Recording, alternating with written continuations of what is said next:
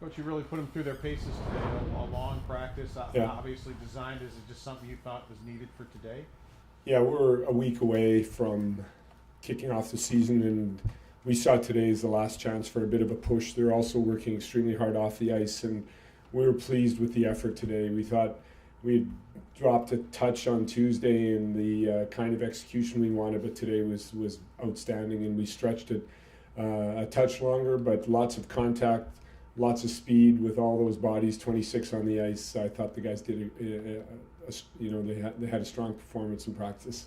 Ralph, can you kind of go into the decision to send Dylan Cousins back to the WHL and what went into that? Jason and I have obviously been very close on the discussions, and this decision today is about the development and the future of an outstanding young man and athlete. I mean, Dylan has been a joy to be around as a coach since the draft, where I met him the first time. The way he dealt with the adversity of the injury in the hand, he could have easily slipped out of rookie camp with that, but no, he fought his way into that. And here, we thought his first week was, as it should be, a bit tentative, and he was watching. But in the second, he really grew up and became a part of what we were doing. And we were just very confident that this is the right move for Dylan and his future. And I'm excited about coaching him again in the near future. It's maybe some pain for him at the moment, but there's a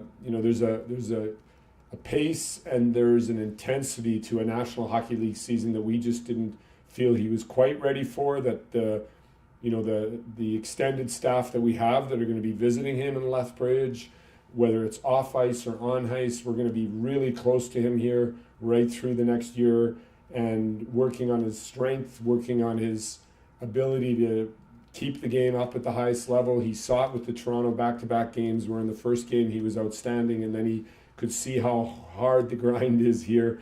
And we believe he goes away from here a better player than he was when we drafted him, and we believe he's going to come back and make a very hard push for being a part of this team next year. What stood out maybe the most to you about Dylan? Well, first of all, as a coach, the personality. I mean, he's just a great teammate, wonderful athlete to coach. He's extremely open to advice and to inputs, how he can make his game better, which shows he wants to improve every day, and he wants to be a leader now when he goes back to Lethbridge with Team Canada, hopefully at the World Championships. His speed is top-notch. There's an acceleration there and a gear that you only see in the elite players in the National Hockey League, but he's got the skills that can carry that speed into the offense. He's responsible and aware of what he needs to do without the puck to be an NHL centerman, and he saw how difficult face-offs are here. But the package, Dylan Thomas, is exciting, and let's just we're all going to do our best to build on that package. As a coach, how valuable is it to have a player like Evan Rodriguez who can play up and down the lineup, center or wing, and both special teams groups, really? Yeah, I mean, Evan definitely has that flexibility.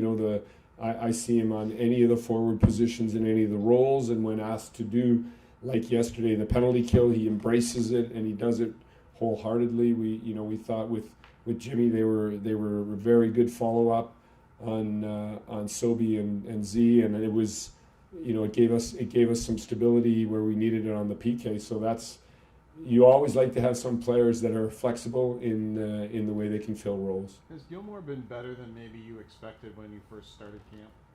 There's another player that's on an upward curve, continuously showing more confidence and comfort of being here, and we thought he showed us a very strong game yesterday. You mentioned being 100% on the same page as Chris Taylor. He actually used the identical phrase with you. What is it you see the same about the game, and when did you realize that you guys were so the same? Well, when I spoke to him the first time at the end of June here, and we saw each other at the draft and the development camp, it was really clear that philosophically we were aligned.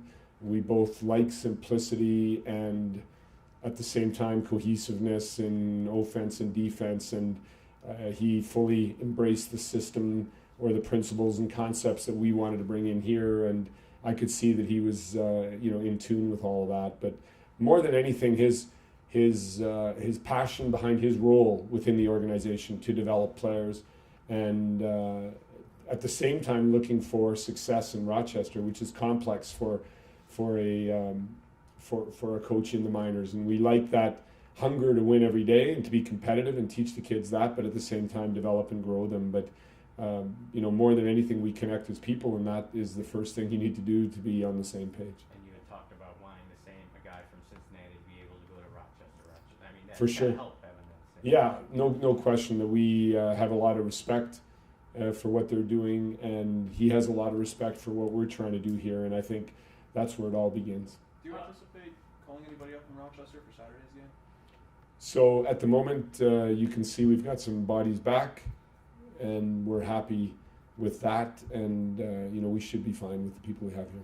I know you have one preseason game left, Yeah.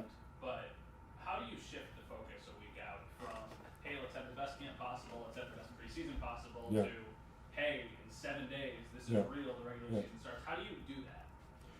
Well, the most important thing is training camp till Sunday. The goal was to improve every day, to be more aligned in carrying out as a group the habits that we need to be successful, that we believe will take us there. And so that process just continues. So the non-playing group will have a very hard skate on Saturday, and the playing group, and we've taken this size of roster with us so that the teaching continues into the depths of the final players that will go to Rochester. And I think that it's just important that we from day one until Sunday, this is the phase 3 of the training camp, that we carry it through meticulously with a lot of teaching and learning, like we did before practice again tonight, this afternoon. And it's quite clear that that was the plan. We'll carry it through, and then we launch our league program and the way we're going to operate on Tuesday next week. When you have a personality like Curtis Lazar, how infectious can that be in the locker room, just rubbing off on everyone? He's always smiling. Yeah, no, he's a good person, and also brings a lot of energy in his game, and we look forward to seeing him in action again on Saturday, and we'll see where the cards fall. But he's been an excellent addition, creating a lot of pressure on the roles that he could fill, and we love that competition. What would you like to see from Larson and Sherry, assuming they get back in on Saturday? Yeah, I mean, I need to get to know both better. I mean, falling out for a week here, they've missed a touch of training camp. So more than anything, the strengths that they can bring, the tools that they bring, I'd like to see them in action in the game on Saturday, assuming they feel good after today and tomorrow. Today was a good test. If they survive that, they'll certainly come in the lineup. But we see Johan as a stabilizing type of player that's consistent within what we need to do, especially without the puck and on the PK, and also add to the offense. We'd like to push him in that direction.